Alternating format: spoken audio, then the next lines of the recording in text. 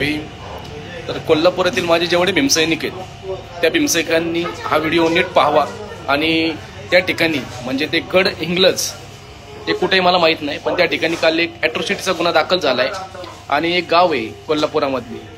आता त्या गावाचं नाव तुम्हाला दाखवतो, सांगतो, मलाही माहित नाही, मी कधी ते नावं सुद्धा ऐकली नाहीत. इंदरगुच्ची गावाचे ग्रामपंचायत आहे. त्या ठिकाणच्या लोकांवर काल अत्याचार अन्याय झाला. त्या ठिकाणी आपला जो भीमसैनिक आहे रात्री दूध टाकायला जात होता, तर त्या ठिकाणी जे काही मनुवादी लोक होते त्या लोकांनी त्याच्या त्या टायमामध्ये त्याला अडवलं आणि त्याला काल खूप मारले, जातीवाचक शिवीगाळ वगैरे केली. त्याच्यानंतर त्या ठिकाणी आपल्या समाजातल्या लोकांवर नेहमीच त्या ठिकाणी अत्याचार होतो. याच्या आधी 2 वर्षापूर्वी अत्याचार अन्याय झाला होता, पण त्यांचा आवाज सांगणारा कोणच नाहीये, त्याच्यामुळे त्यांचा आवाज नेहमीच दाबला जातो. तर काल त्यांनी माझ्या संग संपर्क साधला. त्याच्यानंतर आपण पोलीस स्टेशनला कॉल वगैरे करून त्यांच्यावर ॲट्रॉसिटी ॲक्टचे गुन्हे दाखल केले. त्याच्यानंतर महत्त्वाचं म्हणजे काय माहिती का, ॲट्रॉसिटी ॲक्टने गुन्हे दाखल झालेत, पण त्या ठिकाणचा जो सरपंच आहे किंवा जी त्या ठिकाणी जी ताकद आहे ती ताकद त्या ठिकाणी दुसऱ्या कोणत्या माणसाला निवडणुकीला सुद्धा थांबू देत नाही.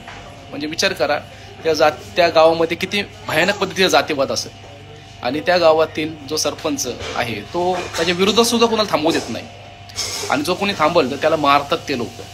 मला पोलीस प्रशासनाला आणि शासनाला फक्त एवढंच एक सांगायचं आहे की हा लोकशाहीवर चालणारा महाराष्ट्र भारत आहे आणि या भारतामध्ये जर अशा काही गोष्टी घडत असतील तर याच्यासाठी तुम्ही लोकांनी सतर्क राहून त्या ठिकाणी जाऊन त्या अन्यायाला वाचा फोडली पाहिजे. आम्ही तर आमचं काम करतोय, आम्ही तुमच्यापर्यंत आमच्या जे पण काही दुःख असतील ते मांडण्याचं काम करतोय. कोल्हापुरातील भीमसैनिकांनी त्या ठिकाणी जावं ही त्यांना विनंती करतो, कारण की त्या गावातल्या लोकांवर भीतीचं वातावरण त्यांनी निर्माण केले. तर मला असं वाटतं कोल्हापुरातली लोक हे पहिलवान असतात ना, तर त्या पहिलवानांनी तिकडे जावं. आणि मला कोल्हापुराचं का जास्त आदर्श आहे माझ्या डोळ्यासमोर, कारण की ते छत्रपती शाहू महाराजांचा गड आहे आणि छत्रपती शाहू महाराजांच्या गडामध्ये जर अशा प्रकारचा जातीवाद होत असेल तर तो आम्ही मुळात खपवून घेणार नाही, कारण की आमची चळवळच फुले, शाहू आणि आंबेडकर यांच्या नावाने चालते. फुले कोणत्या जातीचे सांगायची गरज नाही, शाहू महाराज कोणत्या जातीचे सांगायची गरज नाहीत, बाबासाहेब कोणत्या जातीचे सांगायची गरज नाहीत, पण हे आमचे आदर्श आहेत हे नक्कीच सांगण्याची गरज आहे.